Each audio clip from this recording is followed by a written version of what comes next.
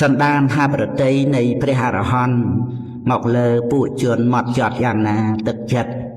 ម៉ែឪលើបុត្រធីតាមកចត់អស្ចារ្យក៏យ៉ាងនោះដែរចូលកូនទាំងឡាយកុំវាយតម្លៃទឹកចិត្តប្រពៃនៃពុកនិងម៉ែឲ្យស្មើនឹងទ្រព្យឬស្មើប្រាក់ខែព្រោះថាឪម៉ែជាព្រះអរហន្តនៅក្នុងលោកនេះពុំមាននរណា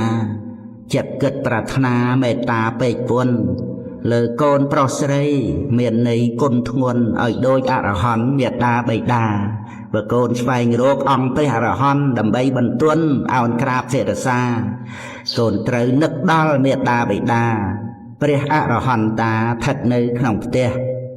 មេត្តាបិតាចិន្តាបរិសុទ្ធស្ម័គ្រស្មោះលើបុត្រសុទ្ធចិត្តត្រង់លះកម្លាំងកាយចិត្តជីវិតប្រមាសចិត្តល្អដោយព្រះវេស្សន្តរក្សត្រា